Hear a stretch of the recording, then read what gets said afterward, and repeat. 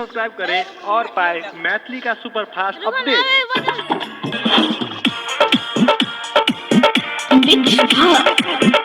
recording studio मछिया mall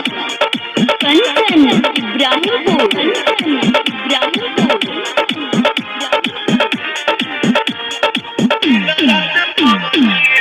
तोहके भूले खातिर लबजी रे खेली दिन रात पबजी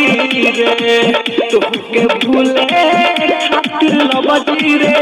खेली दिन रात पबजी रे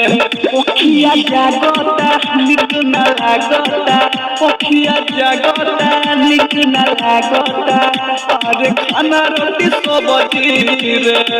तोहके भूले खातिर लबजी रे खेली दिन रात पबजी रे तोहके भूले खातिर लबजी रे रोज खेला खानी पबजी रे कमला के छोड़बे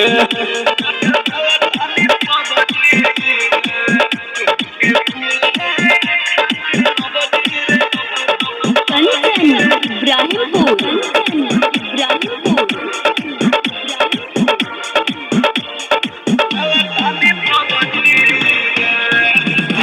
भरवा घरवा छोड़ी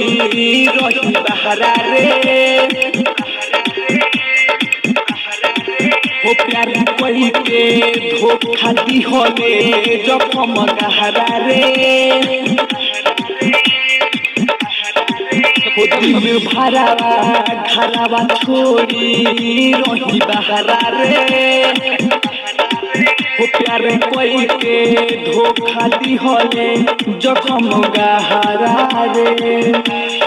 सुन तोरा चक्कर में पिटता रे बाबूजी रे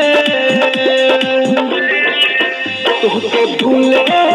खातिर लबजी रे खेल दिन रात पबजी रे तोहके भूले